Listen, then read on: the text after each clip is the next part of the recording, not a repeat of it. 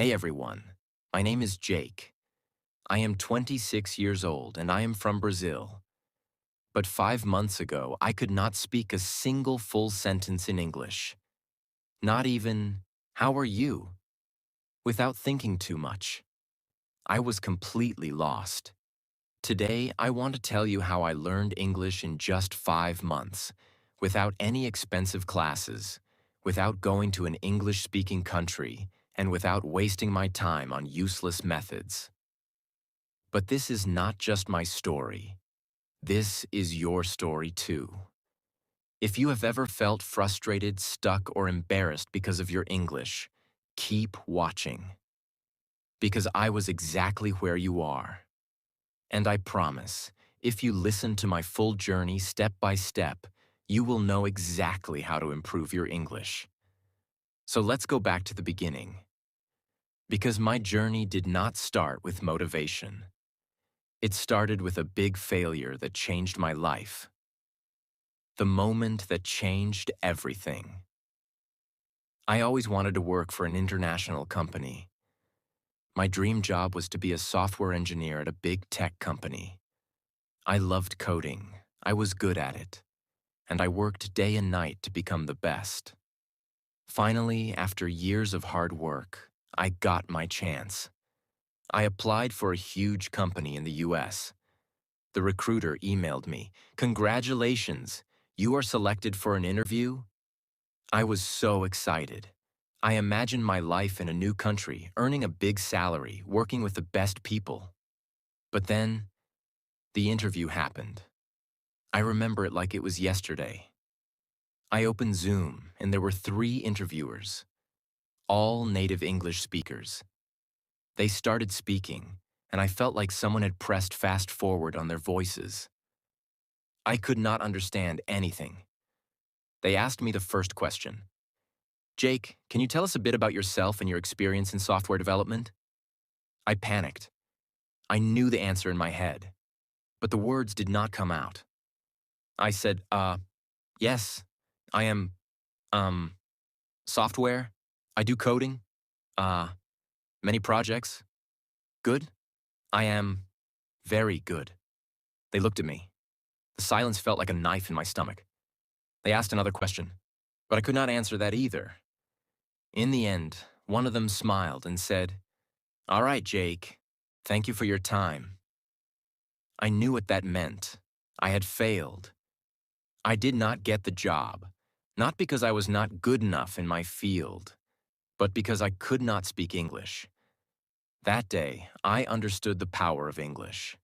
It was not just a language. It was the key to my dream. And right now, I did not have that key. I felt ashamed, embarrassed, angry at myself. For years, I told myself, I don't need English. I'll just be good at my job and that'll be enough. But now, I saw the truth. Without English, I was invisible. That night, I made a decision. I would learn English, and I would learn it fast. Most people, when they start learning English, they do one thing first. They pay for expensive courses. But I did not do that. Why? Because I had already tried them before, and they did not work. A year ago, I paid for an online English class. The teacher made me memorize vocabulary lists, do grammar exercises, and study boring rules. But after 3 months, when I tried to have a conversation, I still could not speak. So I knew that expensive classes were not the answer. If I wanted to learn English fast, I needed something different. I needed a system that worked in real life. And that's when I started my 5-month method, which I will share with you now, step by step. Part 1. The first 15 days. The biggest mistake that beginners make is that they think they need more words. I thought the same. I thought, if I learn 1,000 words, I will speak fluently.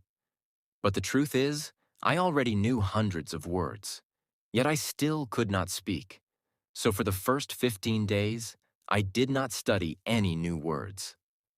Instead, I did something much more powerful. I started learning how to use the words I already knew. Here's exactly what I did. 1. I made a survival sentence list. I sat down and thought, what do I actually need to say every day? I wrote 50 simple sentences that I needed in real life. For example, hi, how are you? Can you repeat that? I don't understand. I am learning English. I need a coffee, please. Every morning, I read these 50 sentences out loud. Not once, not twice, 10 times. At first, my tongue felt slow, but after 5 days, these sentences became automatic. 2. I started speaking to myself in English every single day. This is one of the most powerful things I did. Whenever I was alone, I spoke English to myself. For example, when I was in the shower, I said, I'm taking a shower. The water is hot. I feel relaxed. When I made breakfast, I said, I am making eggs. I like eggs. They are easy to cook. At first, I felt stupid. But then I realized this was my private classroom. No one could hear me. No one could judge me. And in just 1 week, my brain started thinking in English. 3. I practiced 5 sentences a day, but with a twist. Every day, I chose 5 sentences from movies or real conversations. But I did not just read them. I copied them. Exactly. I repeated them 10 times, but with the same emotion, speed, and pronunciation as the native speaker. This helped me fix my accent and sound natural. By the end of the first 15 days, something changed. I stopped translating in my head. I could say basic sentences without thinking. I felt more confident. But this was just the beginning. Because after 15 days, I started the real practice. Part 2. The real practice begins. After 15 days of fixing my biggest mistake, I was finally ready to take the next step. I could say basic sentences without thinking, and I felt more confident. But I knew this was not enough. I did not want to just say short sentences. I wanted to have real conversations. I wanted to understand native speakers without translating in my head. I wanted to speak fluently. So I created a new plan. This plan would change everything. If you follow it, you will improve faster than you ever thought possible. I realized something important. When I tried to speak English, my brain was slow. I knew words, but I could not put them together quickly. I needed a way to make speaking feel natural. I started using a method that I now call the question-answer method. This method is simple but powerful. Here's how it works. 1.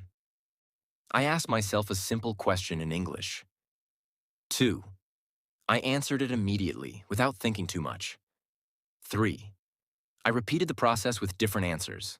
For example, I started with an easy question.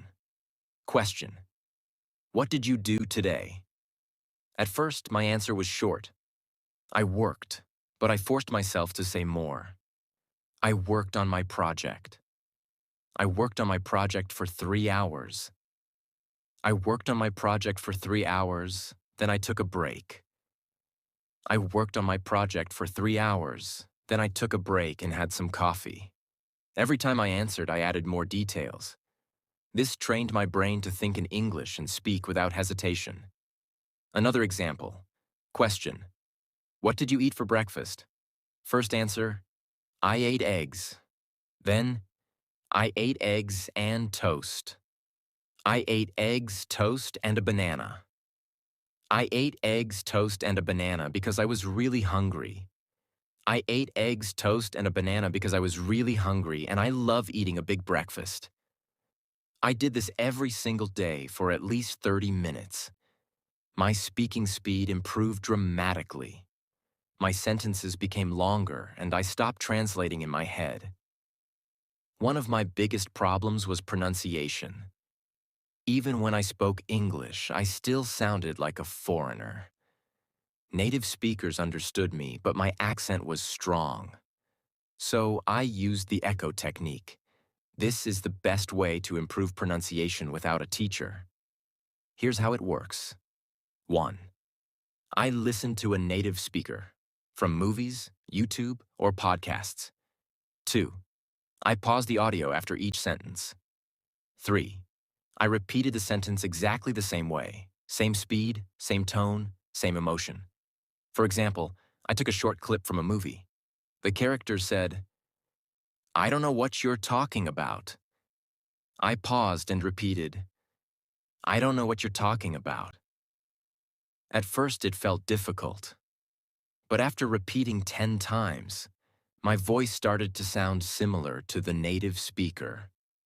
Another example from a podcast. It was a beautiful day, so I decided to go for a walk. I paused and repeated, "It was a beautiful day, so I decided to go for a walk." I did this every day for 30 minutes. After 1 month, my pronunciation improved so much that even native speakers started saying, "Wow, your English sounds really natural." I knew that vocabulary was important, but I also knew that memorizing word lists does not work. So I needed a better method. I used the story method.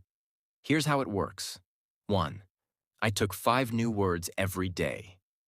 2. I created a short story using all 5 words. 3. I read the story out loud 10 times. 4. I used the words in my real conversations. Example, new words: excited, invitation, party, arrive, surprise. My story. I was very excited because I received an invitation to a big party. When I arrived at the party, I got a huge surprise.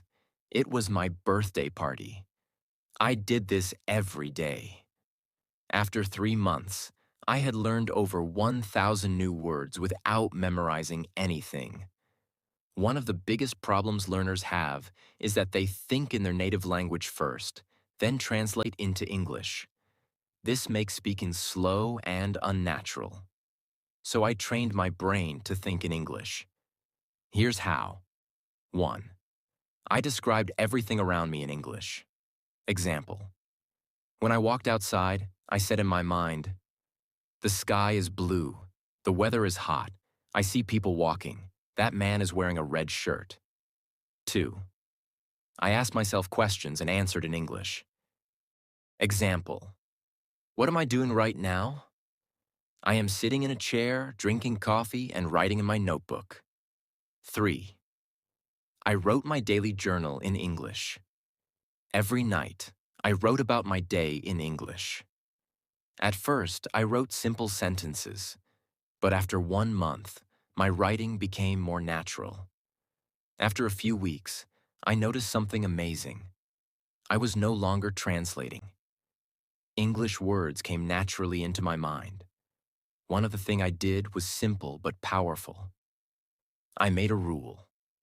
Every day, I had to speak English for at least 2 hours. No excuses. If I had no one to talk to, I talked to myself. If I didn't have time, I spoke while doing daily activities: cooking, cleaning, walking. If I felt lazy, I reminded myself, English is my future. I cannot quit. Part 3. My final breakthrough. Now that I had built the habit of listening and repeating, I wanted to push myself further. But I also realized something very important.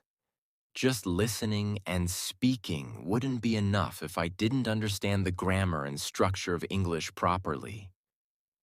I didn't want to make mistakes that could confuse people, and I definitely wanted to sound more natural. I started observing the way native speakers structured their sentences. Every time I heard a sentence, I didn't just repeat it. I asked myself, why is this sentence structured like this? For example, I heard people say, I have been learning English for 5 months. But in school, I had learned, I am learning English for 5 months. That was my first big realization. The English we learn in school is often different from the English people actually speak. So I started researching the differences. I learned about tenses in real life use. When do people use the present perfect tense? Why do they say, I have been learning instead of I am learning? I found that small details like these made a huge difference in sounding natural. I wrote down common sentence structures and tried using them in my daily practice. One of my biggest challenges was prepositions. On the bus, but in the car. Why? At night, but in the morning. Why? I kept a small notebook and wrote down confusing prepositions with examples. Whenever I had doubts, I searched for answers online or listened to how native speakers use them. To take it further, I started writing a daily diary in English. Every night I wrote about my day. At first, my writing was very simple. Today I went to work. I was tired. I ate pizza. It was good. But I wanted to improve. So I asked myself, how do native speakers write? I read blogs, books, and news articles, and I noticed how they structured their sentences. Then I tried to copy that style in my diary. One thing that really accelerated my learning was shadowing. I found videos of native speakers, put on headphones, and repeated every word immediately after them, matching their speed and pronunciation. I did this for at least 20 minutes a day. In just a few weeks, my pronunciation improved dramatically. Another trick that helped me was watching English movies with subtitles. But instead of just watching passively, I paused after every sentence and repeated it. I focused on pronunciation, tone, and rhythm. Slowly, my English started sounding more natural. At this stage, I realized something crucial. English is not just about words and grammar. It's also about confidence. Many people know English but are too scared to speak. I made a decision. I would not be afraid of making mistakes. I started speaking to people in English whenever I got the chance. At work, at the store, with friends, I spoke even when I was unsure. And I noticed something surprising. People understood me. Even if I made small mistakes, they didn't laugh at me. This gave me the confidence to keep going. But then, I faced my biggest fear, talking to native English speakers. I was terrified that they wouldn't understand me or that I would freeze. So, I came up with a strategy. I prepared 10 common conversation topics and practiced them every day. How was your day? What do you do for work? What's your favorite food? I practiced answering these questions fluently. Then I took the leap. I joined an online group where people from different countries practiced English. At first, I was nervous, but soon I realized everyone was there to learn, just like me. I made friends from different countries, and we practiced together. This not only improved my English, but also made learning fun. As I reached the final stage of my English learning journey, I felt an unshakable confidence growing inside me. I was no longer the same person who had been rejected because of poor English skills. I had transformed myself step by step through consistent effort, practice, and the right mindset. Now I want to share the last and most important lessons I learned so that you too can achieve fluency. One day I was speaking to myself in the mirror, as I had done so many times before. But this time, something was different. I wasn't hesitating. I wasn't translating in my head. The words were flowing naturally. It felt like magic, but in reality, it was the result of months of effort. That same day, I decided to test my progress by having a deep conversation with a native speaker. I joined an online meeting where people from different countries discussed various topics. At first, I was nervous, but I reminded myself, I've worked too hard to doubt myself now. And then I spoke. The words came out clearly, confidently. I didn't struggle to find the right words. I understood what others were saying without feeling lost. People listened to me, nodded in agreement, and even asked me questions. It was an incredible moment. That was the day I knew I had achieved fluency. 5 months after I started my journey, I applied for my dream job again. This time, I wasn't the same Jack who had walked in nervously months ago. I wasn't the guy who hesitated, who felt small, who couldn't find the right words. No, this time I walked into that interview room with confidence. I sat in front of the interviewer, not as someone who feared English, but as someone who had mastered it. I spoke clearly. I answered every question with ease. I wasn't just speaking English. I was owning it, and I could see it in their eyes. They were impressed, not just with my language, but with my effort, my persistence, my transformation. A few days later, I got the call, and I will never forget that moment. Jack, congratulations. You got the job. For a second, I couldn't believe it. My dream job. The same company that rejected me before. But now they wanted me. My starting salary was $5,000 a month. $5,000. More than I had ever imagined earning. I just stood there, holding my phone, shaking, my eyes full of tears. The first thing I did? I called my parents. Mom, Dad, I did it. My mother started crying on the other end. My father, a man who rarely shows emotion, simply said, "We always knew you could." And in that moment, I realized I wasn't just doing this for me. I was doing it for them too. With my first salary, I bought my father a beautiful watch, something he had always wanted but never bought for himself. For my mother, I bought a gold necklace. She had sacrificed so much for me, for our family, and now it was my turn to give back. When I handed them the gifts, they refused at first. "We don't need anything, son," they said. But I shook my head. "No, this is my way of saying thank you. Thank you for believing in me, even when I didn't believe in myself." And that was the moment I understood. It was all worth it. Every struggle, every late night, every moment of frustration, every time I felt like giving up. It was all worth it. Key lessons from my journey. Now let me share the most important things I learned in my journey that helped me become fluent in English in just a few months. 1. Mindset is everything. Most people fail to learn English because they believe they can't. I used to think the same way, but the moment I changed my mindset, everything changed. I told myself, English is not difficult. I can learn it just like any other skill. I stopped saying, "I am bad at English," and started saying, "I am improving every day." If you think you can't do it, you won't.